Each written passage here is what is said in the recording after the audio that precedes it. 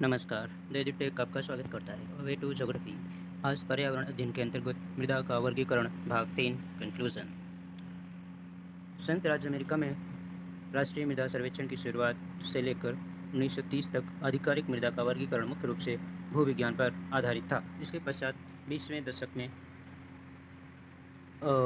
मार्बुट द्वारा शुरू प्रयास के द्वारा बदलाव आया। मार्बुट द्वारा इस दिशा में पहला प्रयास 1913 में किया गया, जब उन्होंने वर्गीकरण प्रस्तुत किया, जो इस प्रकार है। मार्बुट ने इसमें 4 स्तरों का प्रयोग किया। प्रोविंस या रीजन, इन दोनों में अंतर मात्रा का है जिससे उन्हें समझा जाता है। सॉइल रीजन को 2 या अधिक प्रोविंस में बांटा जा सकता है।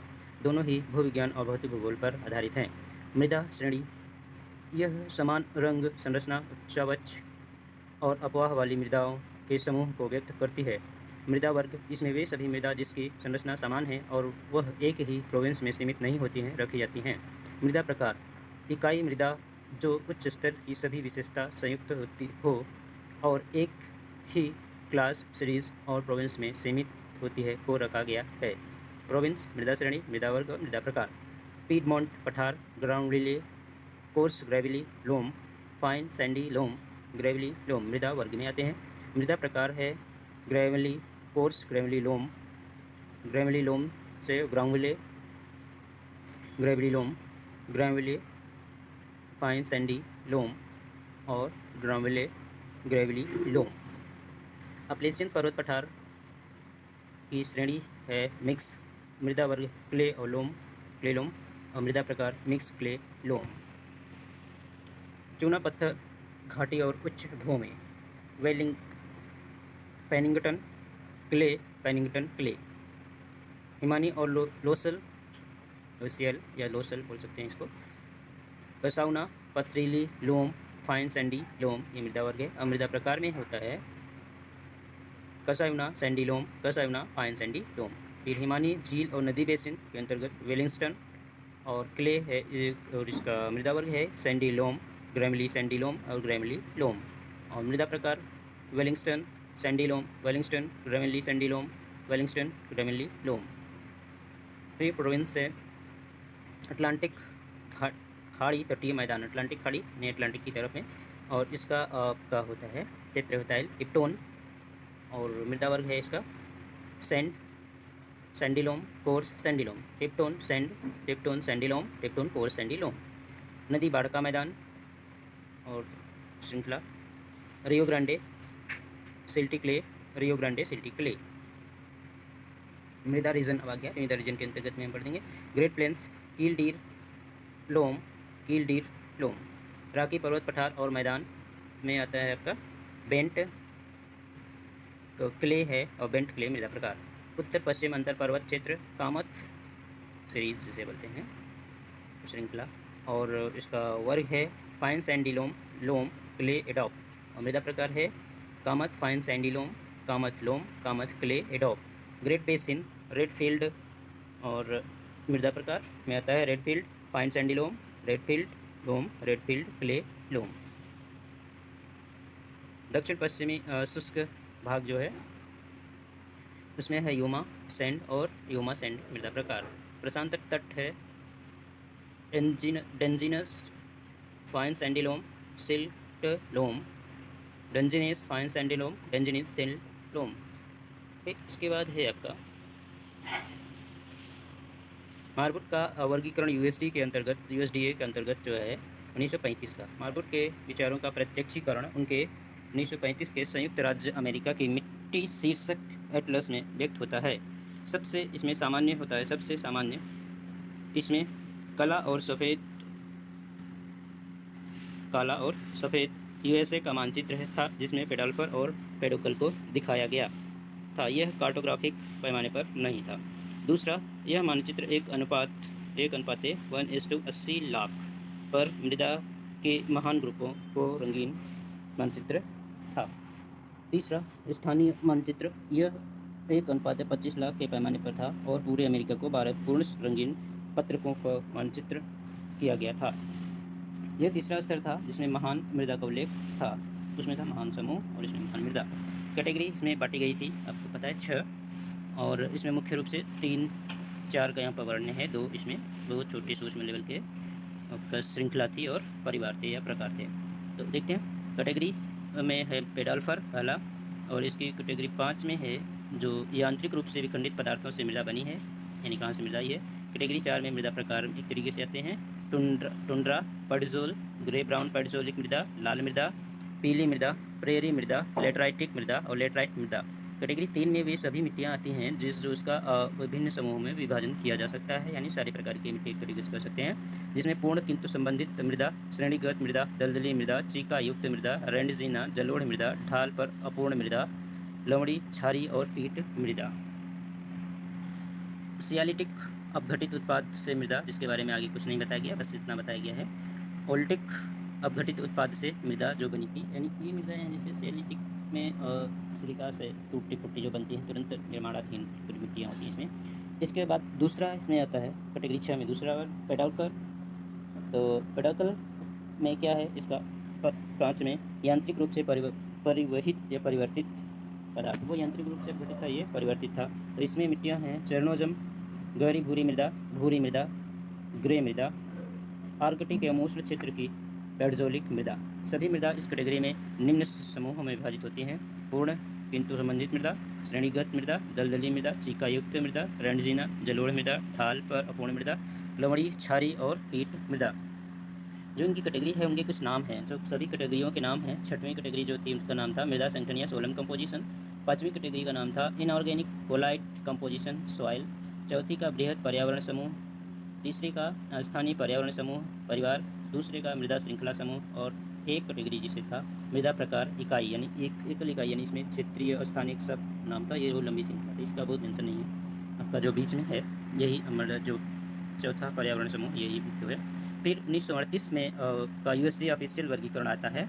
तो ये क्या है, 1935 में जो मार्बुट का था उसी को बृहद रूप से संशोधित किया गया, और year book of 1938 American soil के दौरान इसे लाया गया था और इसमें प्रस्तुत किया गया था। यह वर्गीकरण मार्बुट के 1935 वर्गीकरण में व्यापक संशोधन के बाद मार्क बाल्डविन, चार्ली केलॉग और जेम्स थॉर्प के संयुक्त कार्य का परिणाम है। यह मुख्यतः 6 कैटेगरियों में वर्गीकृत है, जिसमें बिल्कुल इसमें से 3 बृहद समूह जोनल, इंटरजोनल और अजोनल में को मतलब समूहों किया गया है। इस वर्गीकरण को अमेरिकी कृषि विभाग द्वारा अपनाया गया। यह 1935 के वर्गीकरण से बहुत अधिक प्रभावित था। फिर इसे 1948 में पुनः संशोधित किया गया इसकी कमियों को दूर करने के लिए, और अंत में इसे अस्वीकार कर दिया गया और एक नए वर्गीकरण प्रणाली को गाय स्मिथ द्वारा विकसित किया गया।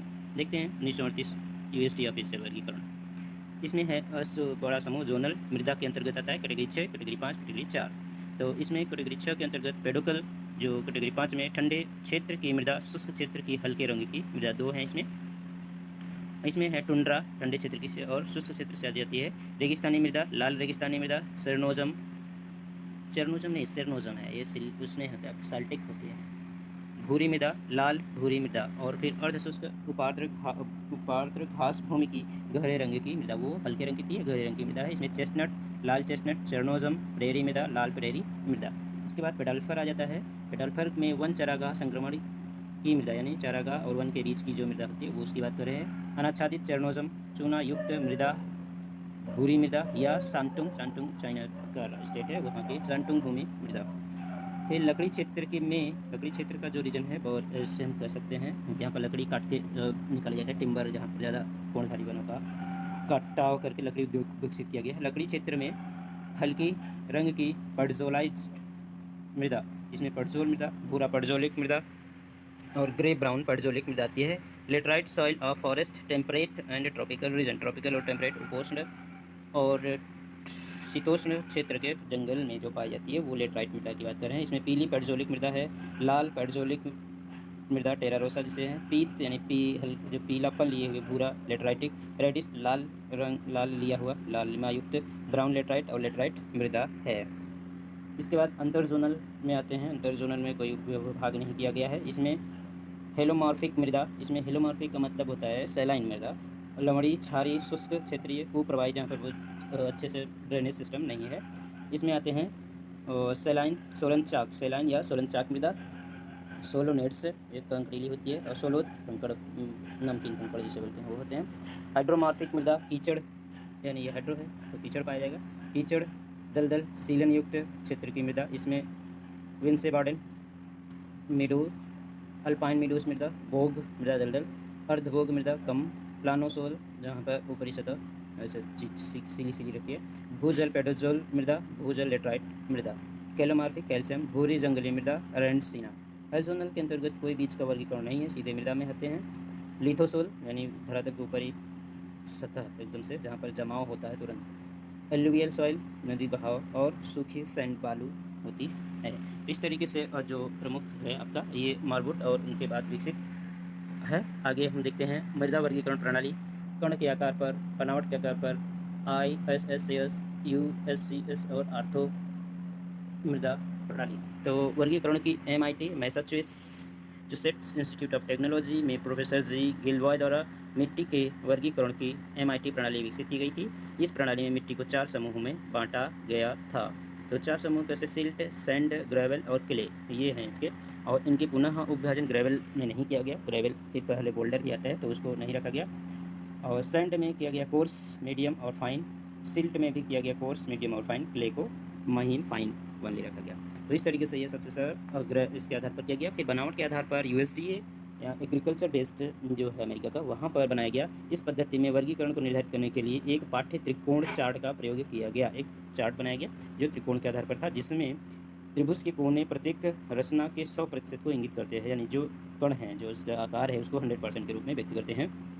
रेत, गाद और मिट्टी यानी रेत, सैंड, सिल्ट और क्ले, और साथ ही मिट्टी के बाहर बनावट वर्गों को उन वर्गों के बीच मोटे रेखा पृथक्करण के संकेत के साथ त्रिभुज के भीतर नोट किया गया था। यानी जो मिक्सर है, जो ऐसे अलग प्रकार की मिक्सी है, उसमें वर्ग बनाए गए, उसके मोटे लाइन द्वारा दिखाया गया कि यहाँ पर इसका रीजन है। स्पष्ट है कि रेत, गाद और मिट्टी के प्रतिशत का योग 100 होना ही चाहिए। तो ये है इसमें देखिए, एक कार्नर में सबसे पहले ऊपर है, सिल्ट इधर बढ़ते हुए 100 आ रहा है, रेत लेफ्ट साइड में जाके 100 हुआ है, और जो चीका है, क्ले है, वो टॉप पर 100 हुआ है। तो अगर हम रेत को मैक्सिमम करते हैं और चीका को कम करते हैं तो बनती है सैंड। इसी तरीके से और हम सिल्ट को मैक्सिमम करते हैं और रेत को कम करते हैं तो बनती है गाद, ठीक। और वहाँ पर अब यही चीज़ वहाँ पर करते हैं तो ऊपर बनेगी क्ले। इस तरीके से जैसे जैसे हम ऊपर से नीचे 100 से या कम से 100 की ओर आते हैं, 0 से 100 की ओर बढ़ते हैं, तो इसका प्रकार बदलता जाता है। तो यहाँ पर इसके प्रमुख जोन जो हैं, इसमें है क्या, रेत इधर है 100% लेफ्ट कॉर्नर पे, फिर दोमट रेत, उसके आगे बढ़ते हैं, फिर रेतीली यानी सैंडी लोम आगे है पिंक कलर में, उसके आगे फिर चलते हैं दोमट लोम होता है ब्राउन कलर में, फिर लाइट ग्रीन में आता है गाद, फिर दोमट सिल्टी लोम लाइट कलर में है, और लास्ट वाला है सिल्ट जो होता है गाद, जो डार्क कलर में है। इसके ऊपर चलते हैं रेतीली मिट्टी, दोमट क्या है, सैंडी, क्ले, और इधर रेड कलर में और लाइट रेड, डार्क रेड में आ जाता है मिट्टी, दोमट, क्ले, लोम, फिर सिल्टी क्ले लोम, बीच में सिल्टी क्ले लोम इधर आ जाते हैं सिल्टी साइड में ग्रीन के ऊपर। उसके बाद फिर होता है रेतीली मिट्टी यानी सैंड क्ले देखिए ना, इधर इधर है सिल्ट के पास में, सैंड क्ले नहीं, ये होता है सिल्टी क्ले होना चाहिए, ठीक है, यानी रेतीली नहीं सिल्टी क्ले।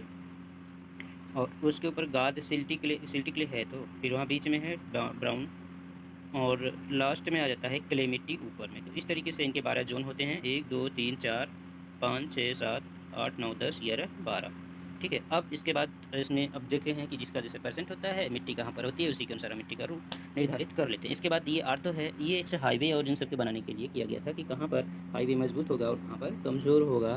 तो ये है AASHTO American Association of State Highway and Transportation Officials. तो राजमार्ग और सड़कों के निर्माण के लिए मिट्टी का चयन करने के लिए वर्गीकरण पद्धति की शुरुआत की गई थी। इस पद्धति में वर्गीकरण एटरबर्ग सीमा और बनावट वाली मिट्टी के वर्गीकरण पर विचार करके किया जाता है, यानी बनावट वाली ये त्रिकोणात्मक पद्धति का, और एटरबर्ग पद्धति ये होता है कि इसमें एक छलनी होती है, छानते हैं मतलब चालते हैं इसे, जो उसमें जो कण ऊपर नीचे रहते हैं उसी के परसेंटेज के अनुसार ये डिसाइड करते हैं कि क्या है स्थिति। तो इसमें पूरा हो गया, पूरी मिट्टी वर्गीकरण को 7 समूह में बांट दिया जाता है। समूह A1, A2, A3, A4, A5, 6, 7। जब 35% या उससे कम मिट्टी के कण 200 नंबर की छलनी यानी इसको 200 नंबर का कहने का मतलब ये है कि 0.002 से 0.02 के बीच की जो होती है उसके mm की छलनी से जब चलते हैं तो वे A1 छलनी से जो गुजर जाते हैं, पास हो जाते हैं, छल जाते हैं, तो वे A1 से A3 तक के किसी भी समूह में होंगे। और जब 35% से अधिक यानी जब कम गुजरेंगे तब उससे A1 A3 और अधिक हो गए तो वे क्या होंगे, A4 से A7 तक आएंगे, यानी छलनी का ये मापदंड है इनका।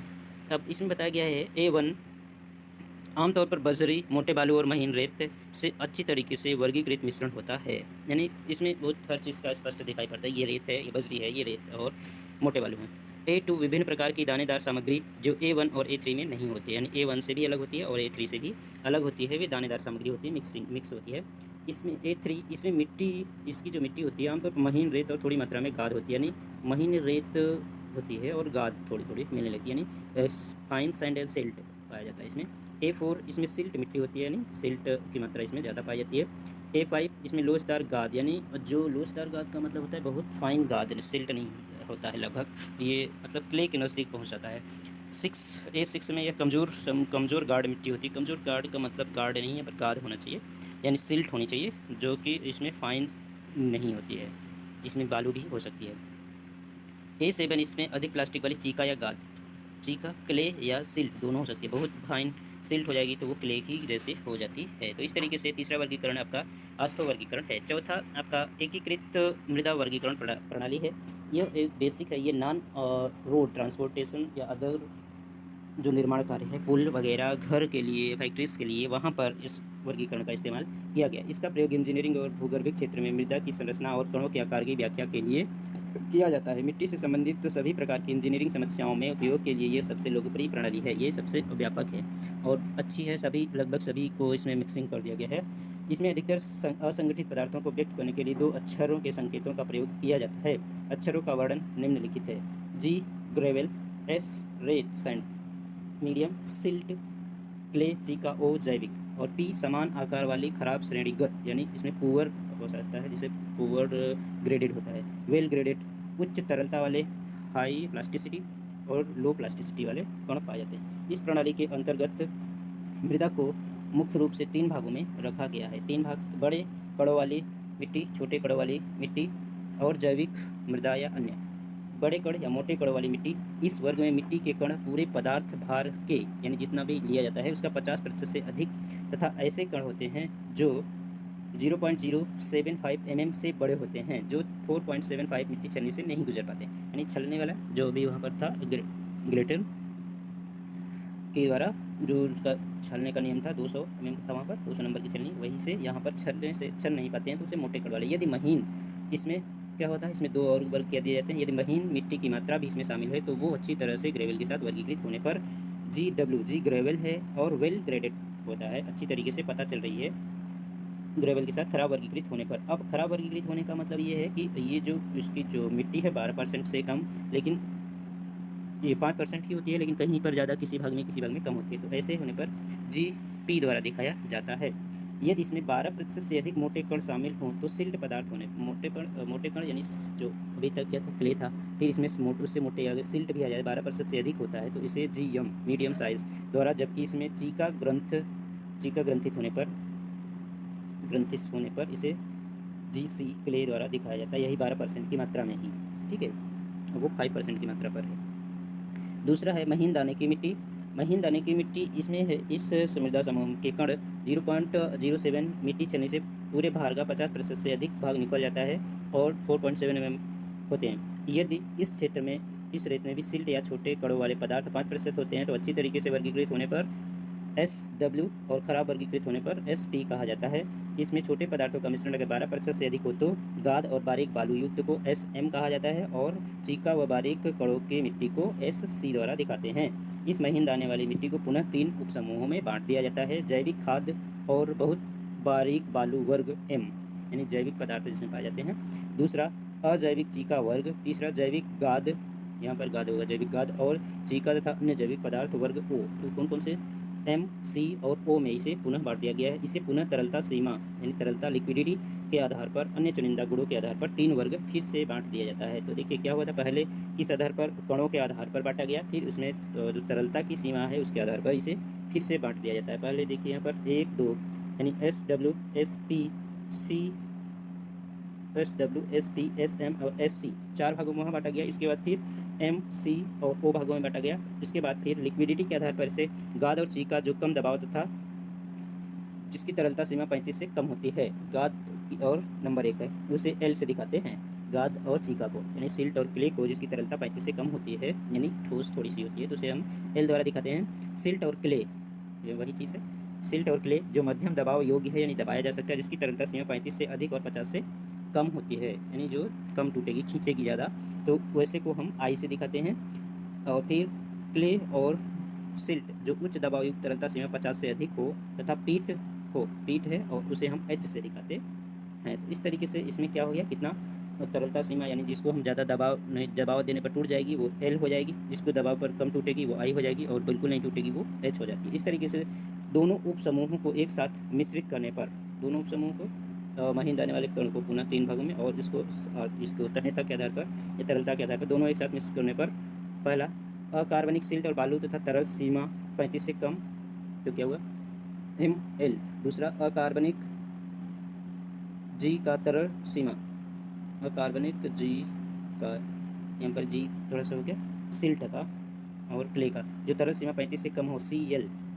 सी किसका था, जैविक चीका थी ना, जैविक चीका।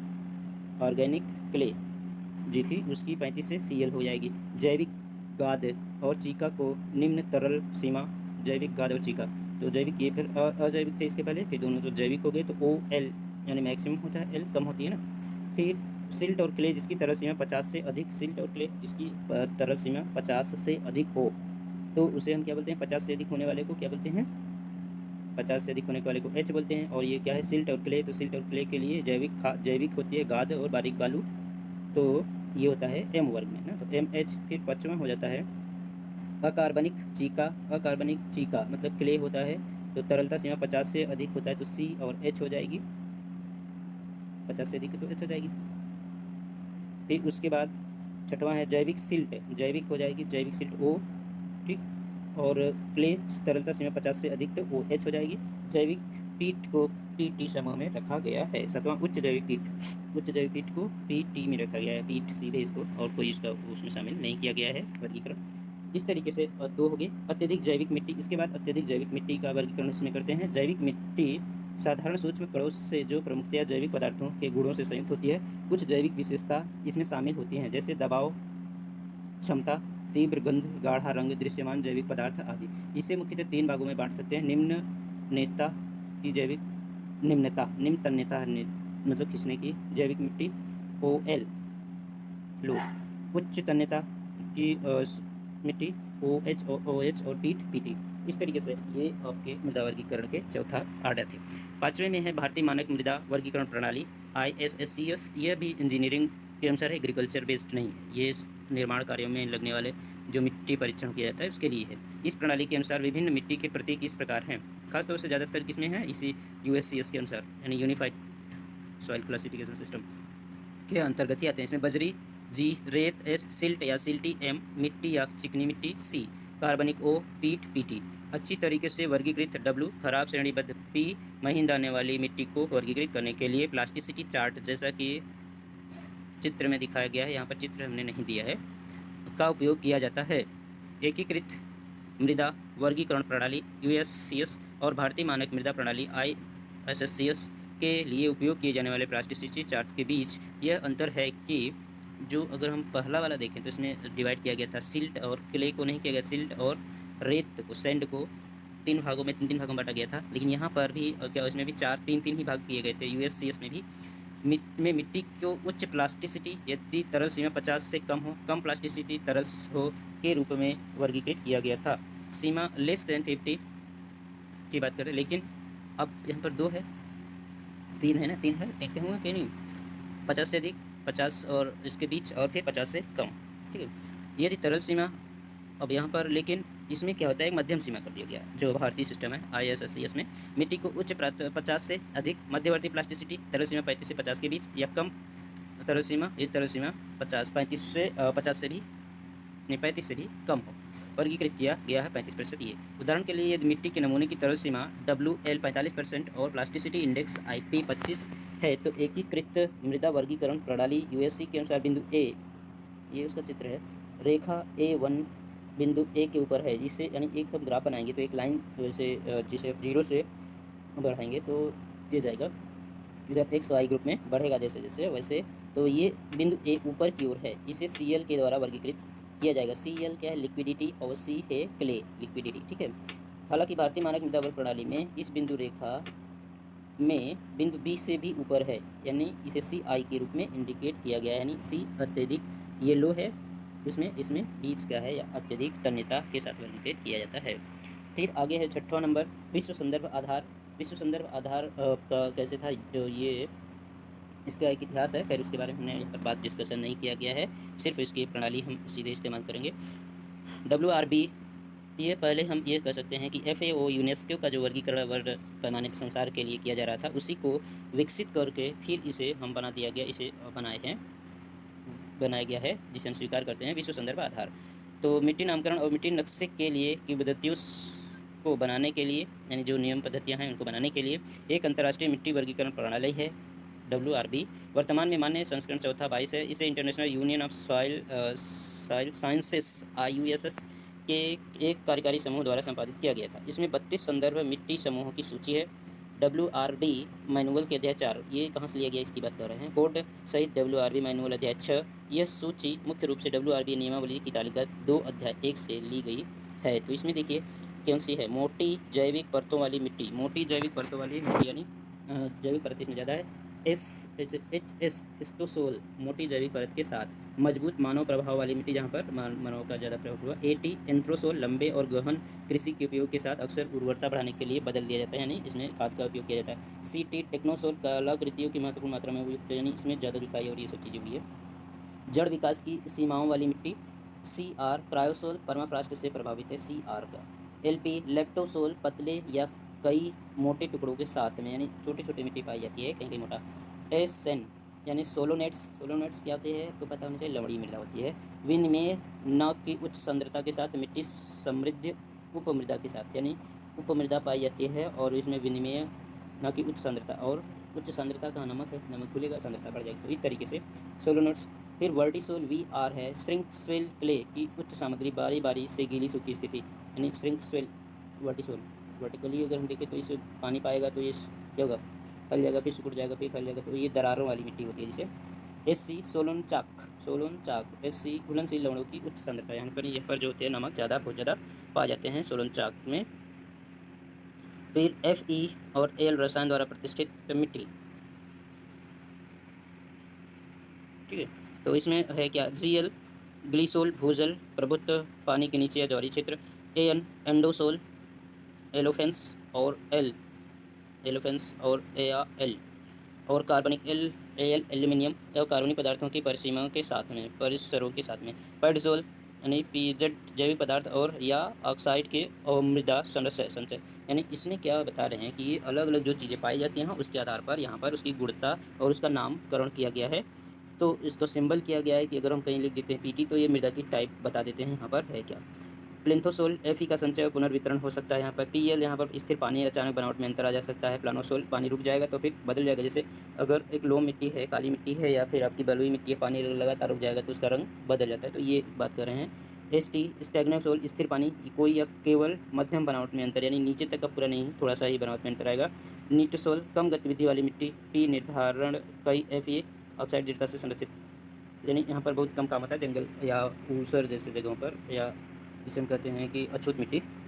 FR फेरोसोल केवलाइट और ऑक्साइड के प्रभुत्व, खनिज ऊपरी मिट्टी के कार्बनिक पदार्थ का स्पष्ट संचय, यानी खनिज जहाँ पर पाए जाते हैं ऊपरी मिट्टी होती है उसमें कार्बनिक पदार्थों का जो स्पष्ट संचय है वो दिखाई पड़ता है, जैसे CH चेरनोजम बहुत गहरी और अच्छी तरीके से संचारित ऊपरी मिट्टी। माध्यमिक कार्बोनेट, ठीक है। KS कास्तानोजेम गहरी ऊपरी मिट्टी, माध्यमिक कार्बोनेट, इसमें माध्यमिक कार्बोनेट दोनों में है। ये गहरी ऊपरी अच्छी तरीके से संचरित ऊपरी फैली हुई मिट्टी, जो चैनोजम होती है। फिर इसके बाद पीएच फेओजेम, गहरी ऊपरी मिट्टी, कोई माध्यमिक कार्बोनेट नहीं, जब तक कि बहुत गहरी ना हो। गहराई मतलब जुताई नहीं होगी तो कार्बोनेट नहीं देगा। उच्च आधार स्थिति वाली होती है। यूएम अम्बिसोल, अम्बिसोल ऊपर गहरी ऊपरी मिट्टी निम्न आधार स्थिति की होती है, निम्न आधार स्थिति में होती है, यानी इसका अगर हम सॉइल प्रोफाइल कराएंगे तो नीचे की उसकी आधार होती है। मामूली घुलनशील लवणों या गैर लवणक पदार्थों का संचय ड्यूरिसोल, यानी द्वितीयक सिलिका का संचय, यानी अगर हम ऊपर से घुलने के बाद नीचे जब आके इकट्ठा हो जाती है, सिलिका होती है, एल्यूमिनियम होता है, फेरस होता है, कार्बन जो भी होता है ऊपर से छनकर कहीं भी इकट्ठा होगा तो ड्यूरिसेल का निर्माण होता है। जीवाई जिप्सम, यानी जिप्सम द्वारा द्वितीयक जिप्सम का संचय की बात कर रहा है। एक बार संचय जो है होता है, उसके बाद सीएल कैल्सीसोल, द्वितीय कार्बोनेट का संचय, जो कंकड़ के रूप में नीचे इकट्ठे होते हैं। तो इस तरीके से यह वर्गीकरण होता है। जैसे देखिए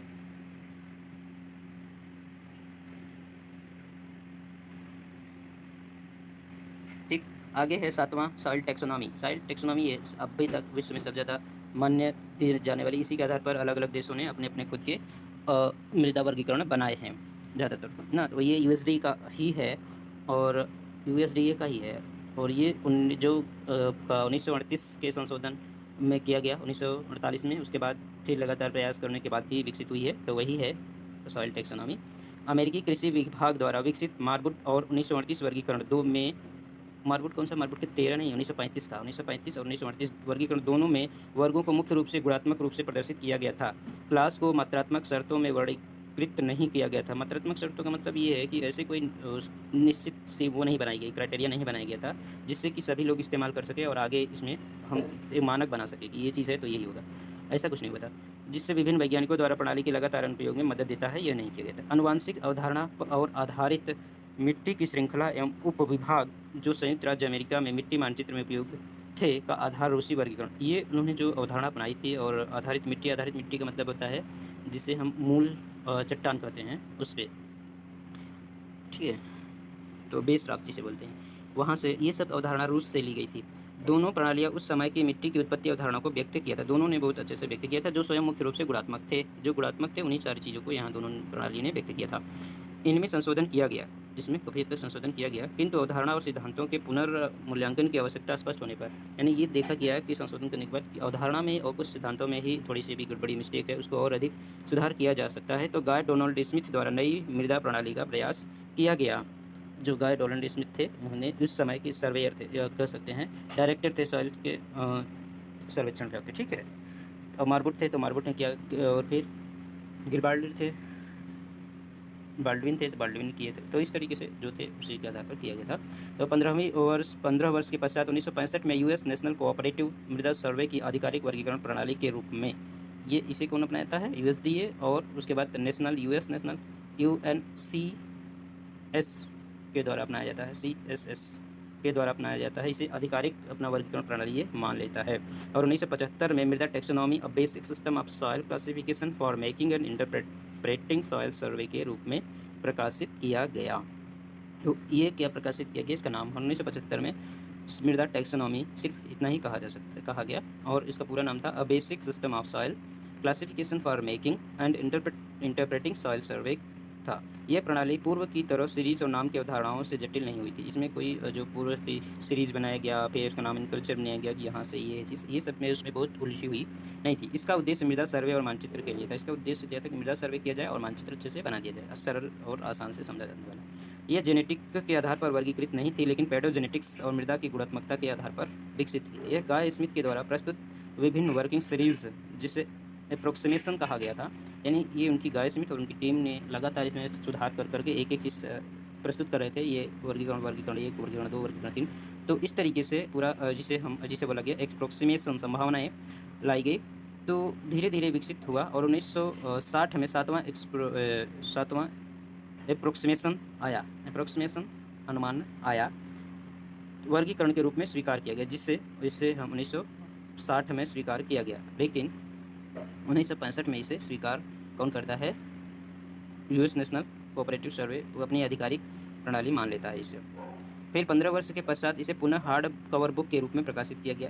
इससे भी 15 वर्ष के बाद हार्ड बुक में प्रकाशित किया गया, जिसे आठवां अप्रोक्सीमेशन कहा गया। यानी ये भी एक फाइनली बुक जब ये स्वीकार कर लिया गया तो इसे 8-15 वर्ष बाद 60 के बाद 1575 में पुनः इसे फिर से मोटे टेक्स्ट बुक के रूप में प्रकाशित किया गया, जो हरे रंग की थी। इसे तब 2 नामों से जाना गया, मृदा टैक्सोनॉमी या हरी बुक यानी ग्रीन बुक के रूप में जानी जाती है। तो ये है, आगे हम इसके बारे में देखते हैं। सॉइल टैक्सोनॉमी यूएसडीए और राष्ट्रीय कोऑपरेटिव सॉइल सर्वे के कई मापदंडों और कई स्तरों के अनुसार विकसित मृदा का विस्तृत वर्गीकरण है। ठीक है, अगर हम गिलेनी की जानते हैं, जो अगर वनस्पति विज्ञान का जिस तरीके से वर्गीकरण किया गया था, जेनेरा, वंश और फिर उसके बाद जेनेटिक संरचना, है ना, तो उसके आधार पर उसी को बेस करके उसी तरीके से इसको बनाया गया है ना। ठीक है, इसमें 12 शीर्ष पदानुक्रम है। इसमें आर्डर, सब आर्डर, ग्रेड ग्रुप, सब ग्रुप, परिवार और श्रृंखला का स्तर है।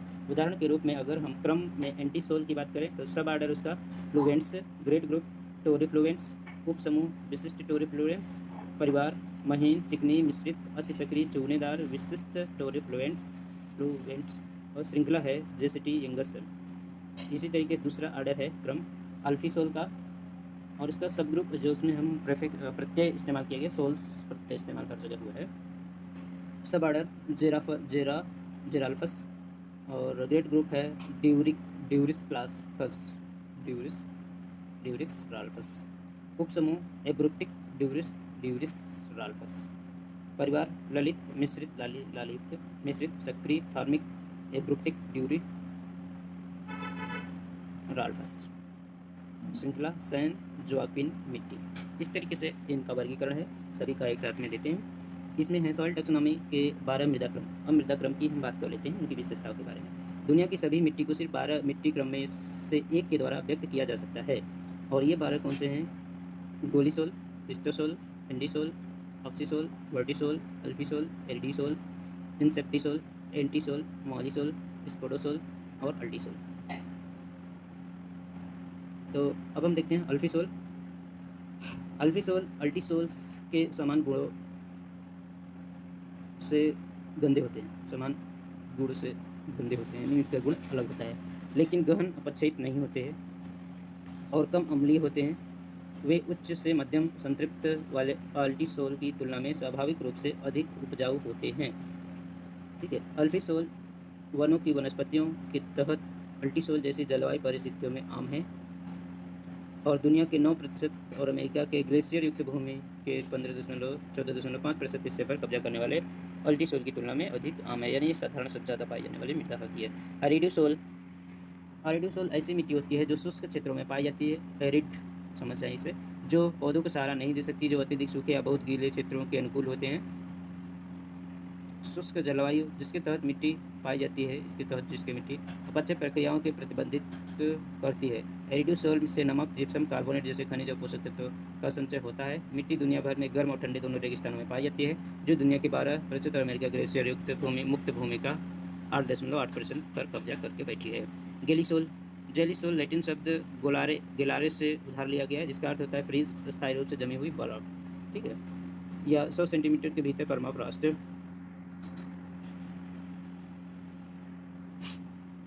जेलीसोल लैटिन शब्द गेलोरस से लिया गया शब्द है, जिसका अर्थ होता है फ्रीज अर्थात अस्थायी रूप से जमी हुई मिट्टी या बर्फ। 100 सेंटीमीटर परमाफ्रॉस्ट या मिट्टी की सतह पर यह उसके पास परमाफ्रॉस्ट का प्रमाण है। तो मिट्टी आर्कटिक और अंटार्कटिक क्षेत्रों के साथ साथ उच्च स्थान वाले भागों में पाई जाती है। मिट्टी की सतह पर परमाफ्रॉस्ट पानी के नीचे की ओर गति पर भूमि उपयोग को प्रभावित करता है। पानी नीचे की ओर गति करता है तो इससे भूमि उपयोग कैसा होगा, ये प्रभावित होता है। परमाफ्रॉस्ट अधिकांश पौधों के विकास में बाधा डालते हैं, पौधे की जड़ों में प्रवेश को भी प्रतिबंधित करते हैं, और ग्लेशियर दुनिया में लगभग 9% और अमेरिका में 7.5 ग्लेशियर मुक्त भूमि पर कब्जा कर लेते हैं, जहाँ ग्लेशियर नहीं है उसके अलावा।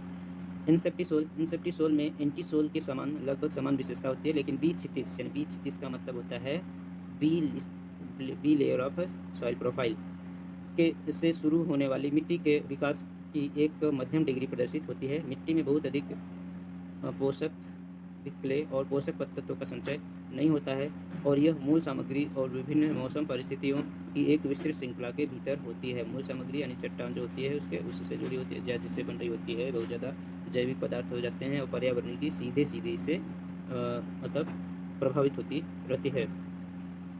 अच्छी श्रृंखला भीतर होती है। व्यापक वितरण और घटनी के कारण इंसेप्टिसोल की कई अलग अलग विशेषताएं देखने को मिलती हैं।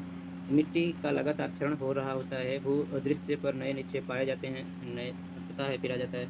इंसेप्टिसोल दुनिया में लगभग 15% और यूएस में ग्लेशियर मुक्त भूमि पर 9.1 में कब्जा किए हुए हैं। ऑक्सीसोल सब उष्णकटिबंधीय और उपोष्णकटिबंधीय क्षेत्रों में पाई जाने वाली मिट्टी है। आयरन ऑक्साइड और अत्यधिक अपक्षयित मिट्टी के खनिजों के प्रभावित होती है। आयरन ऑक्साइड और अत्यधिक अपघटित अपक्षयित मिट्टी से होती है।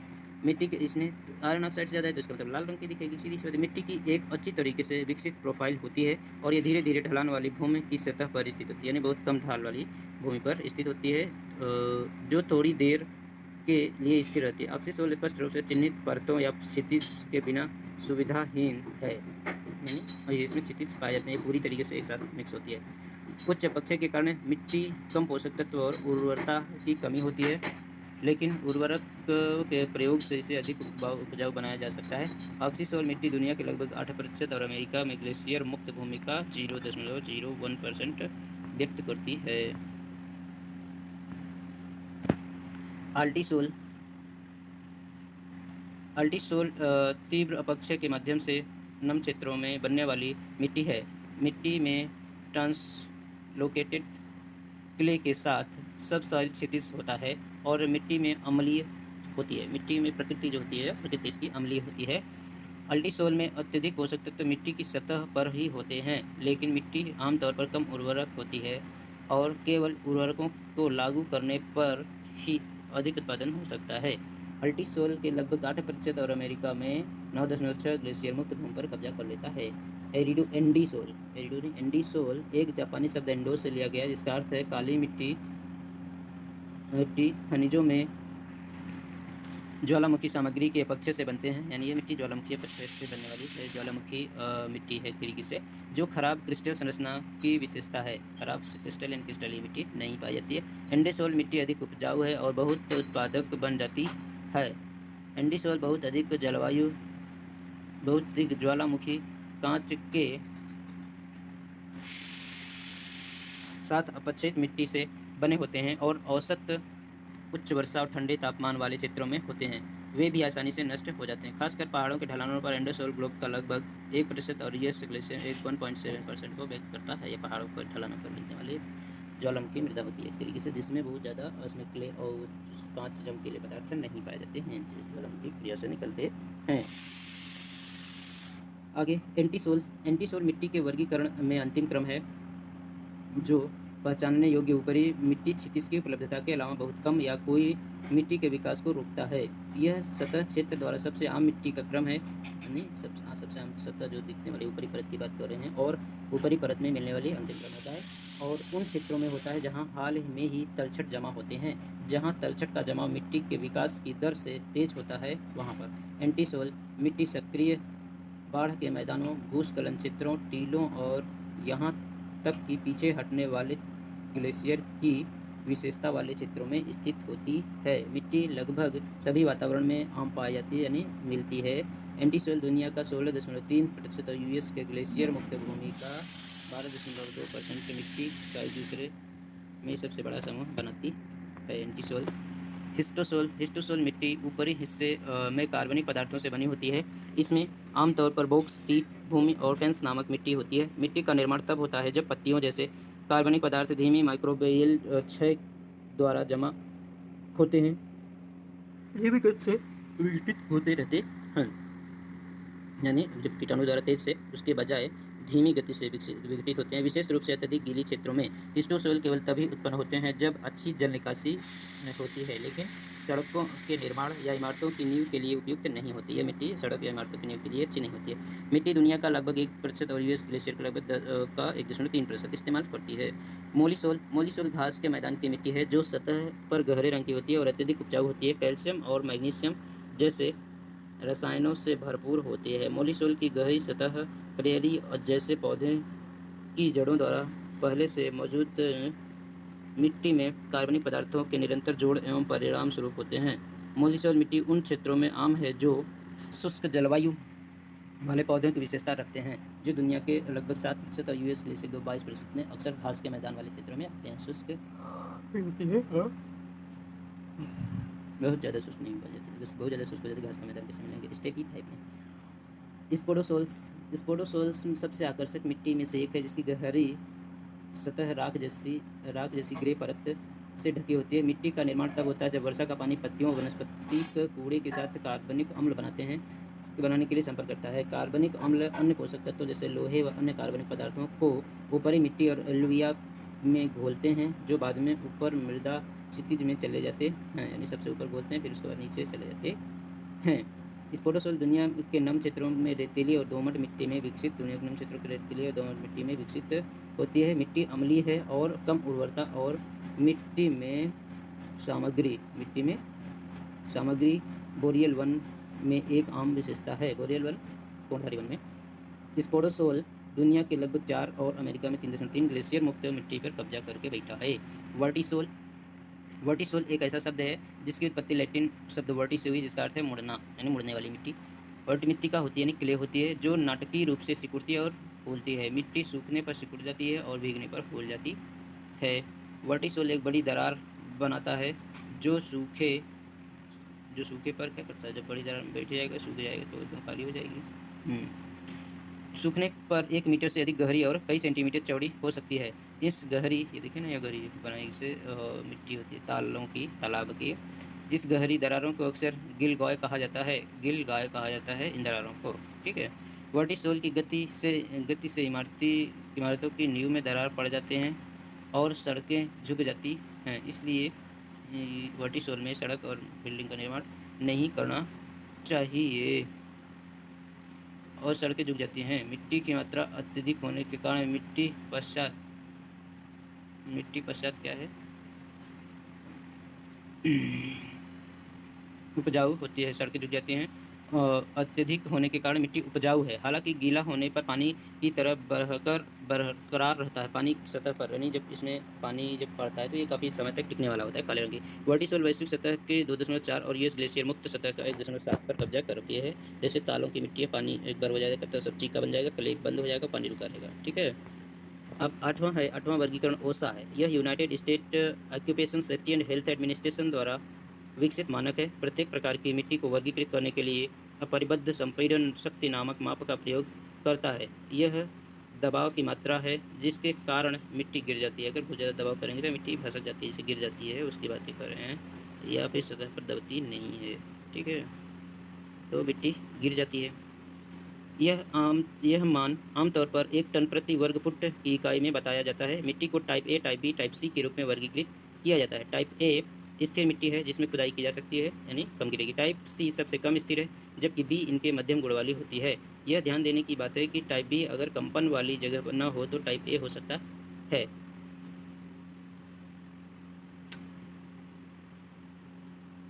ठीक है। बी मध्यम गुण वाली होती है। याद रखना महत्वपूर्ण खाई कि खाई को एक से अधिक, खाई का मतलब अगर हम गड्ढा खोदते हैं कोई चीज़ चेक करने के लिए तो एक से अधिक प्रकार की मिट्टी को हम देख सकते हैं उसमें। टाइप ए प्रकार की मिट्टी में चीका, रेतीली, चिकनी और दोमट मिट्टी शामिल होती है। टाइप बी प्रकार की मिट्टी में कोड़ी, बजरी, गाद दोमट शामिल होती है। यदि यह कंपन क्षेत्र में न हो तो टाइप ए हो सकती है। टाइप सी दानेदार मिट्टी होती है जिसके कण एक साथ नहीं चिपकते, यानी कणयुक्त होते हैं। यह बजरी, खुली एकदम से ऊपरी सतह पर मिलने वाली मिट्टी कर सकते हैं, या बालू के ही होते हैं।